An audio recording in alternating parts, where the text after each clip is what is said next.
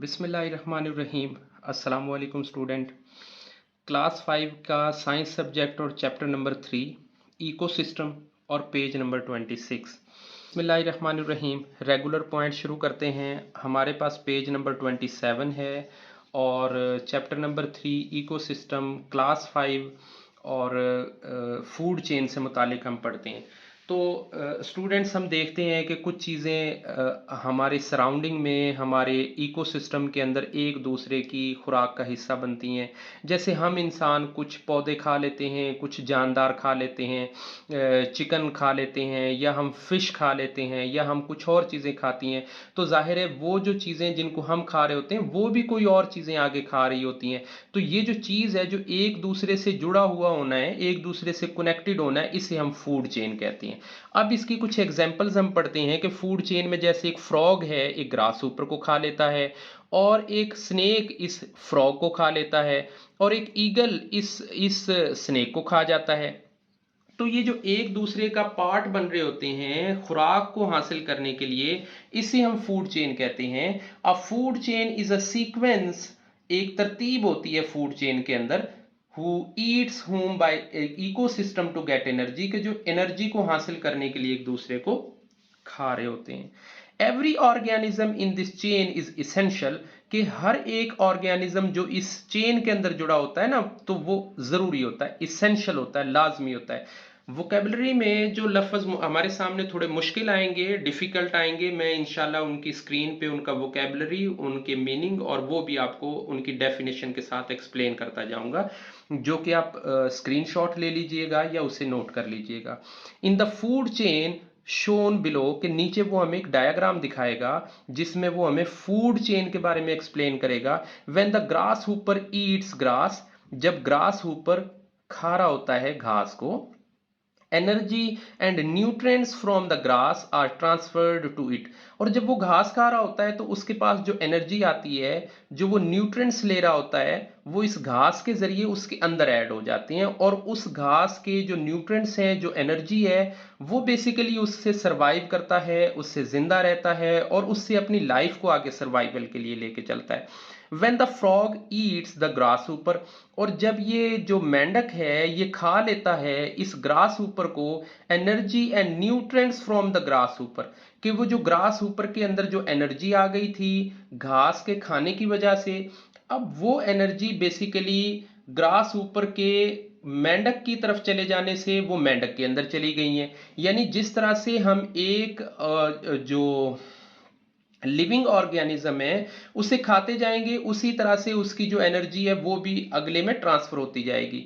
Finally when the eagle eats the snake, और जब eagle, एक लाइन में छोड़ गया हूं, these are then transfer to the snake, और जब ये ग्रास ऊपर इसे मेंढक को खा लेता है और मेंढक उस सांप को खा लेता है, और फिर वो finally when the eagle eats the snake, और जब ईगल इस स्नेक को खा लेता है, मतलब एक दूसरे के साथ जब वो इस चेन का हिस्सा बनते हैं तो एनर्जी बेसिकली न्यूट्रिएंट्स वो ट्रांसफर हो जाते हैं ईगल को। यानी ग्रास ऊपर ने घास खा ली तो घास की एनर्जी ग्रास ऊपर में आ गई, ग्रास ऊपर को मेंढक ने खा लिया, उसकी एनर्जी मेंढक में आ गई, मेंढक को एक स्नेक ने खा लिया, उसकी एनर्जी स्नेक में चली गई, और स्नेक को फिर एक ईगल ने खा लिया। तो अल्टीमेटली आप ये समझें कि जो ग्रास की एनर्जी और जो न्यूट्रिएंट्स थे वो बेसिकली ग्रेजुअली एक दूसरे के साथ सीक्वेंस के साथ, तरतीब के साथ, ये जरूरी है, सीक्वेंस होना जरूरी है। अब ऐसा नहीं है कि ग्रास ही ना हो तो ग्रास ऊपर कहां से आएगा, और ग्रास ऊपर ही ना होएगा तो मेंढक क्या खाएगा, मेंढक नहीं खाएगा तो सांप कैसे जिंदा रहेगा। सो भी एक दूसरे के लिए जुड़ा होना जरूरी है। सो द ग्रास ऊपर, frog, snake and eagle all depend, ये सब डिपेंड कर रहे हैं एक दूसरे के ऊपर ना।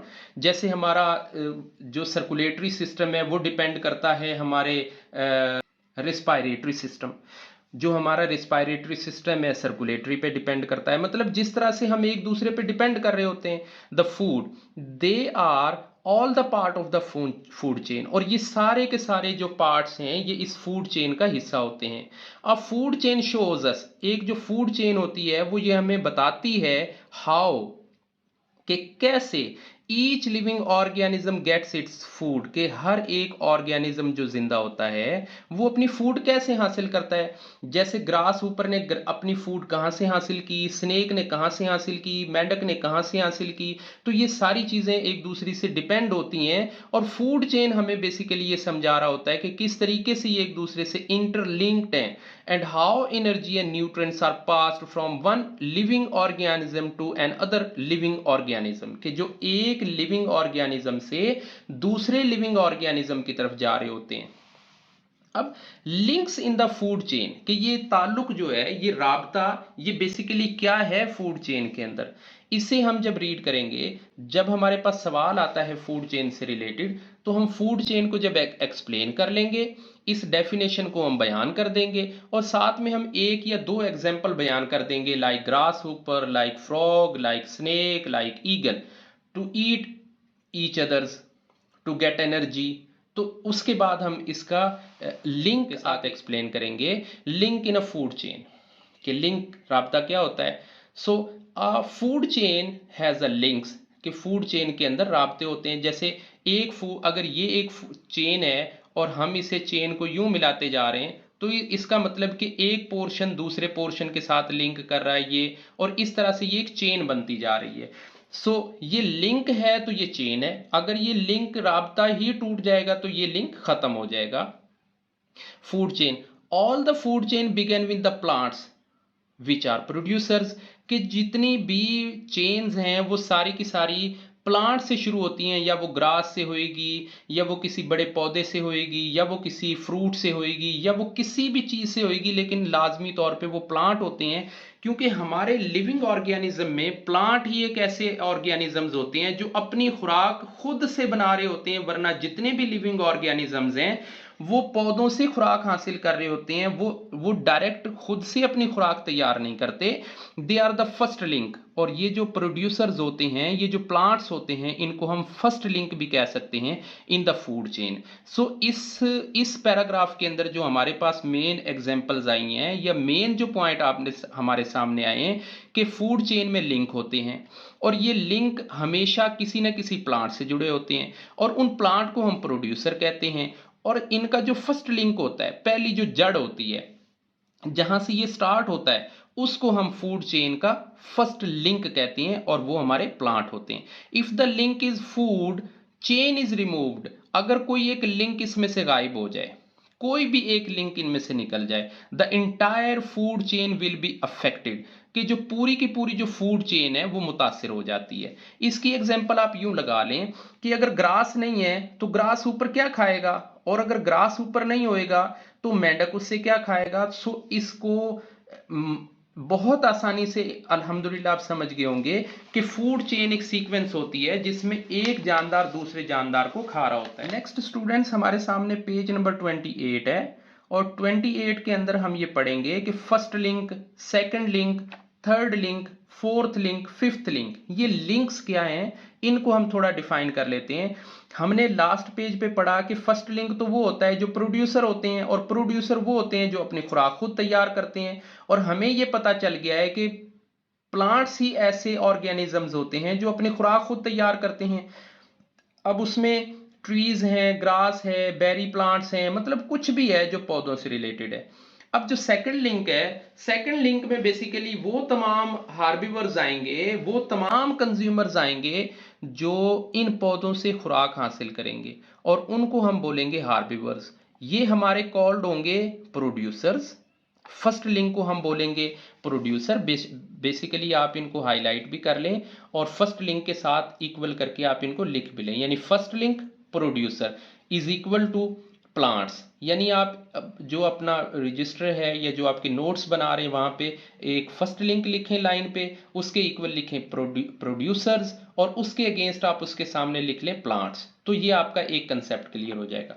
जब हम सेकंड लिंक पे आएंगे तो हम सेकंड लिंक लिखेंगे, और ये प्राइमरी कंज्यूमर जो होते हैं, ये पहले कंज्यूमर होते हैं जो इन पौधों को खा रहे होते हैं, इन पौधों को डायरेक्टली ले रहे होते हैं। जैसे हमने लास्ट पेज के ऊपर ग्रास ऊपर को या किसी गिलहरी को रीड किया है, तो इनको हम बोलेंगे हार्बिवर्स। अब सेकंड वाले जो नोट सेकंड लाइन पे जो लिखेंगे, सेकंड लाइन लिंक आप लिखेंगे, यहाँ पे आप हार्बिवर्स लिखेंगे और उसके आगे लिखेंगे ग्रास ऊपर एंड स्क्वारल। थर्ड लिंक पे जब हम आते हैं तो ये बेसिकली सेकेंडरी कंज्यूमर होते हैं। सेकेंडरी कंज्यूमर का मतलब ये होता है कि ऐसे कंज्यूमर जो प्रोड्यूसर और प्राइमरी कंज्यूमर से अपनी खुराक हासिल कर रहे होते हैं। They are carnivores that eat primary consumers, और ये प्राइमरी कंज्यूमर को खाते हैं। यानी सबसे पहले कहीं प्रोडक्शन होती है तो वो प्लांट में है, प्लांट को खाने वाले हार्बिवर्स हैं और हार्बिवर्स को खाने वाले कार्निवर्स हैं। इसके बाद फोर्थ लिंक हमारे पास आ जाता है टेरिटरी कंज्यूमर्स का। They include carnivores and Omniverse and Omniverse that eat secondary consumer, for example humans.